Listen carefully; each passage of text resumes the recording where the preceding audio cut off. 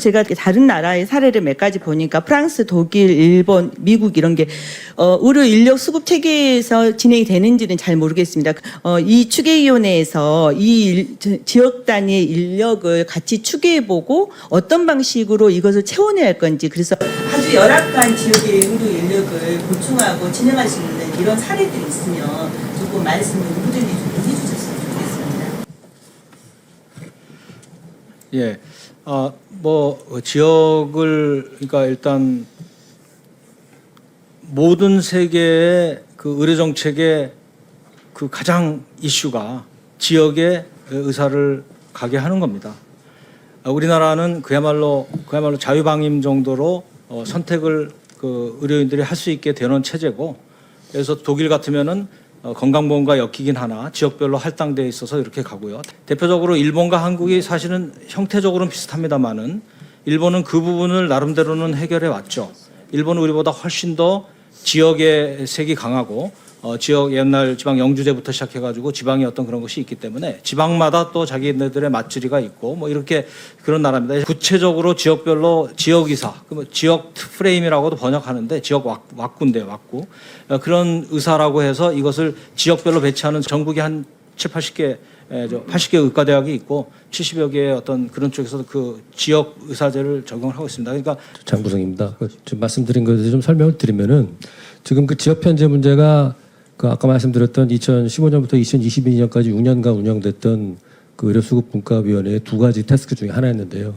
제일 먼저 착수한 작업이 뭐냐면은 지역 편제가 뭔지 그 개념을 정의하고 어디가 의사가 많고 어디가 의사가 적은지를 분류하는 작업이었습니다. 그리고 그게 지금 마무리가 됐습니다. 근데 왜 그 작업을 먼저 착수했냐면 해결책을 찾으려고 하니까 일본도 민주주의지 않습니까? 지역구의 모든 의원들이 다 자기 지역구에 병원이 부족하고 의사가 부족하다는 거예요. 그러니까 그 정치적으로 아무리 대화를 나눠도 해결이 안 됩니다. 모두 다 부족하다고 하기 때문에. 그래서 그러면 이거를 수치적으로, 과학적으로, 수학적으로 산식을 만들어가지고 해법을 만들어 보자. 해법을 위한 기초를 찾자는 거죠. 그게 왜냐하면은 어떤 국회의원은 자기네 지역구가 넓기 때문에 의사가 많고 병원이 많아야 된다는 거예요.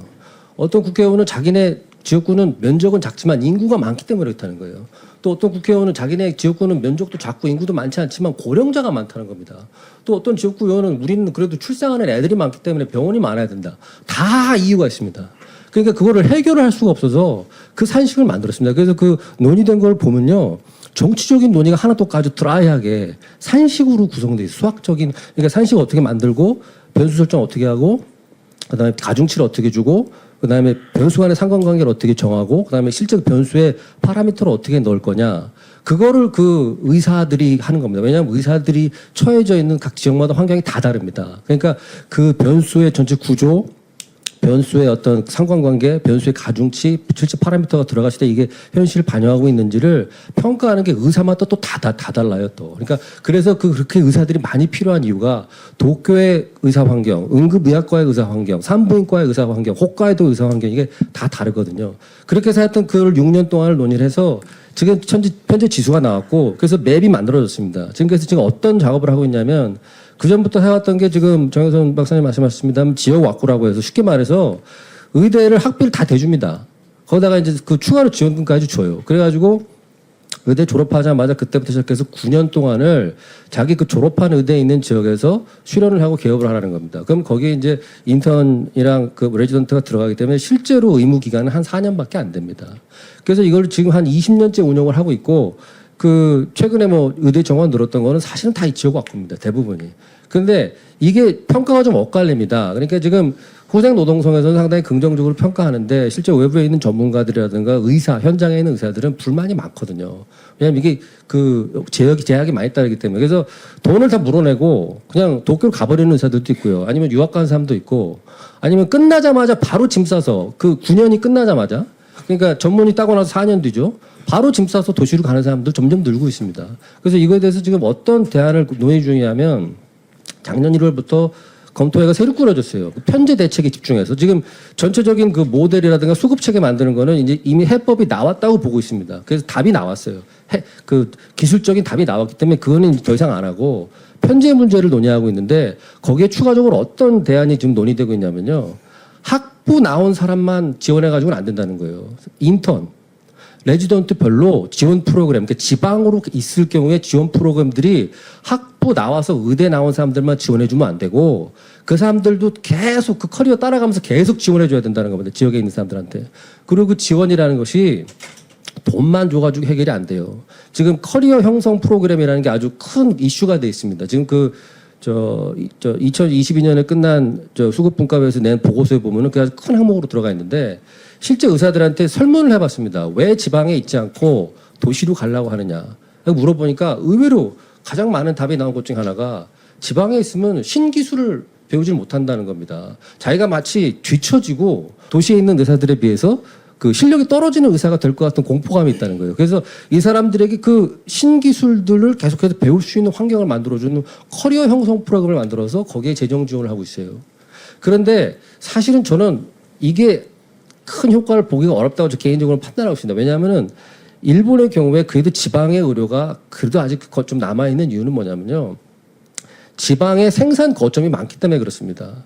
지방에 가면은 일본은 소부장 산업이 많기 때문에 이런 소부장 산업들은 대도시 근처에 위치할 필요가 없거든요.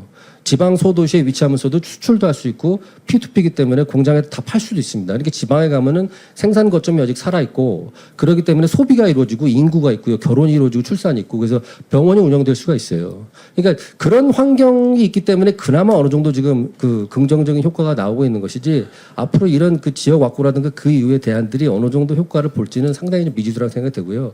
한국의 경우도 설문조사가 있습니다. 왜 지방에 있는 의사들이 지방을 버리고 도시로 가느냐. 제일 큰 이유가요. 애들 교육입니다. 지방에 있으면 애들한테 손해가 가기 때문에 연봉이 반으로 줄어도 서울로 가겠다고 하는 의사들이 많습니다. 근데 그 문제를 어떻게 해결해 줄 거냐 그 문제죠. 네, 개혁신당 이주영입니다. 이 얘기를 사실 생각을 안 했는데 장부순 교수님께서 말씀해 주신 거에 대해서 저희가 우리나라 여건에 대해서 한마디만 더 덧붙이면 지역의사제의 문제는 그겁니다. 기본적으로 다 지역에서 키워서 그 지역에 정착하게 하면 좋은데 우리나라 같은 경우에는 전 국민이 사실 빅5 진료를 원하고 그리고 모든 의사들이 서울 생활을 또 어느 정도 바라는 부분이 있기 때문에 이런 것이 확립되면 될수록 오히려 지역에 있는 의사들은 초짜 의사, 경험이 없는 의사라는 인식이 공고해질 수밖에 없습니다. 그런데 환자 입장에서는 당연히 의료 이용의 지역적 허들이 없기 때문에 당연히 지역 의사에 대한 편견이 더 공고해질 수밖에 없어서 그건 오히려 의료 이용의 형평성에 있어서 또 혼란을 초래할 수 있다. 이런 말씀 좀 덧붙이고 싶고요. 공청회가 진행될수록 상당히 어려워지는 것 같습니다.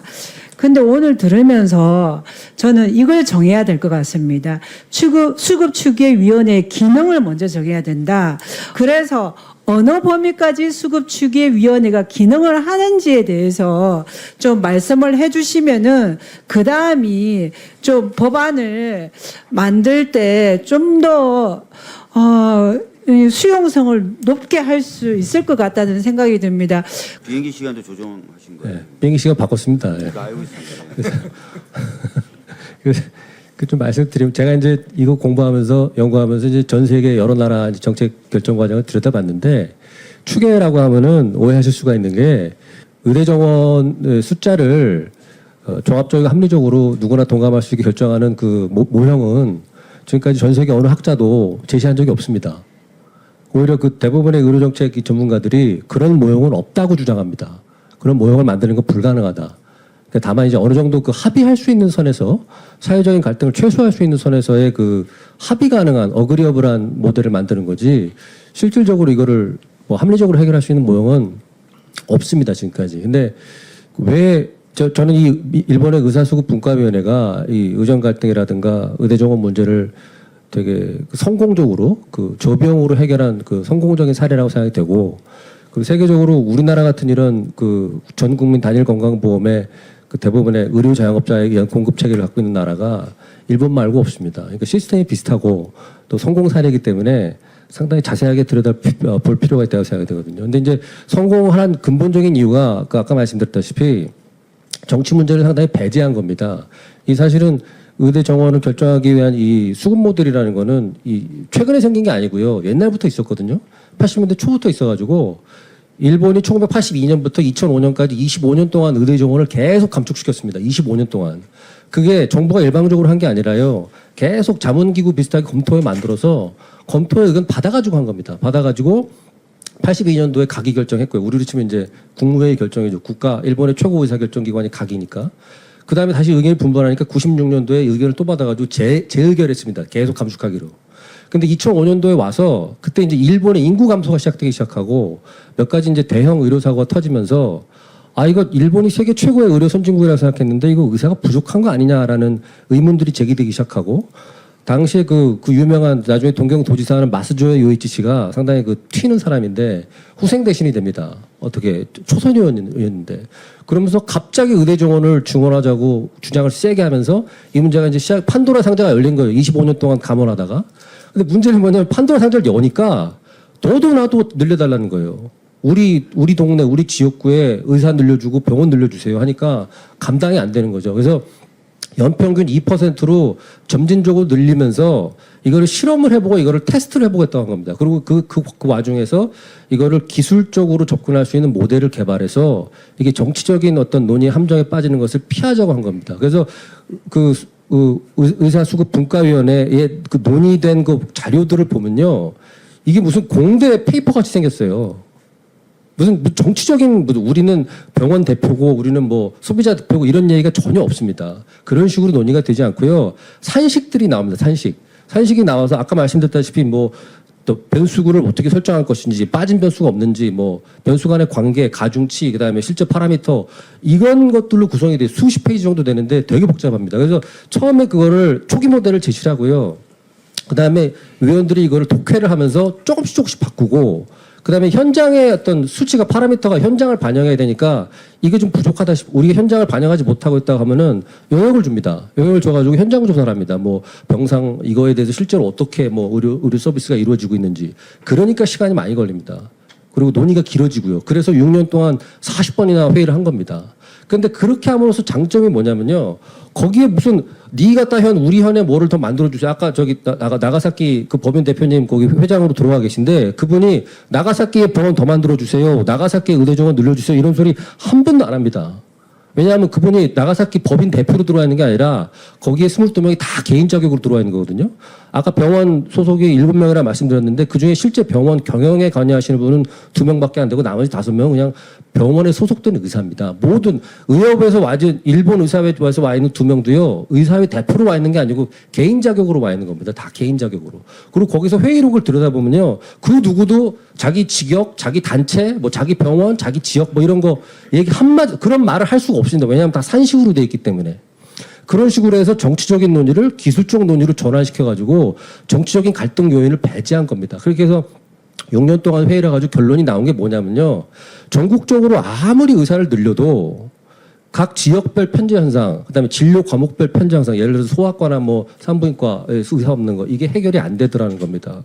그게 최종적인 결론이라서 그래서 가기 결정을 새로 했어요. 새로 해가지고 2019년에 새로 해서 의사 정원 이제 동결하고 앞으로 더 줄이는 방향으로 가자라고 명문으로 그 문서에 나옵니다. 결정이 돼서 그 문제는 이제 일본에서 끝났습니다. 의사를 늘린다고 해서 이게 해결되지 않는다. 6년간의 기술적 논의를 거쳐가지고요. 그리고 그 다음에 작년부터 출범한 게 그럼 의사 쏠림 현상을 어떻게 해결할 것이냐라는 것인데 지금까지는 주로 그 대안으로 일본에서 나온 거는 지역 왁구라고 그러죠. 이게 지역 의사제입니다.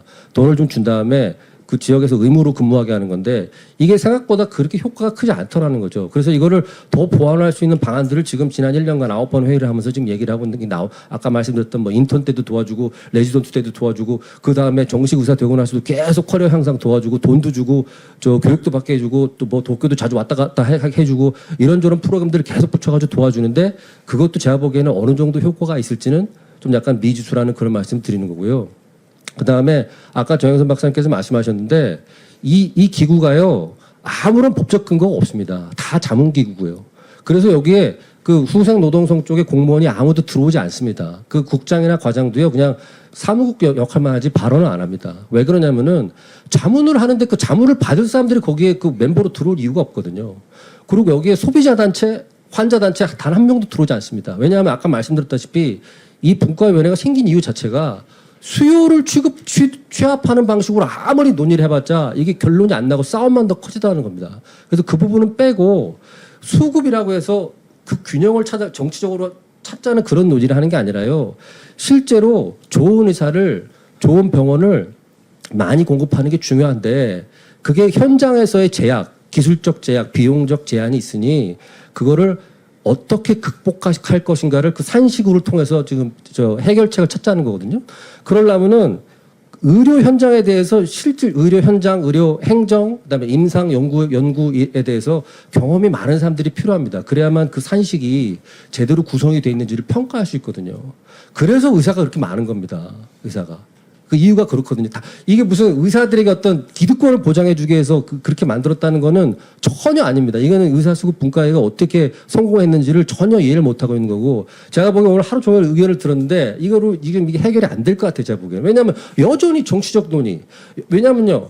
내가 만약에 무슨 기관의 대표다, 지역의 대표다, 병원 대표다, 의협 대표다 이러면요. 양보를 할 수가 없습니다. 자기 개인적인 의견이면 양보가 가능해요. 근데 내가 누군가를 대표하고 있다. 내가 지역구를 대표하고 있다. 우리 당을 대표하고 있다. 그러면 그때부터 양보를 절대 할 수 없습니다. 양보를 하면 완전히 반역자가 되기 때문에 그럴 때부터는 갈등이 극한으로 갈 수밖에 없는 겁니다. 그렇기 때문에 일본에서는 정치적 갈등을 피하기 위해서 이 문제를 기술적인 그 논의로다가 전환시킨 겁니다. 그래서 성공적으로 결론에 도달했고 이제는 다음 단계 논의로 넘어간 상태입니다. 이게 우리한테도 상당히 큰 교훈이 될 거라고 생각합니다. 오해의 소지가 있어서 제가 좀 밝히려고 합니다. 저는 지역구가 아니고요. 비례대표고요. 전남 국립의대 문제는 지역구 의원들이 물론 수십 년 주장을 하셨지만 이 정부에 들어서서 윤석열 정부 또 윤석열 대통령이 하겠다고 했던 약속이고 총리 담화를 통해서 말씀하신 것이었습니다. 그래서 제가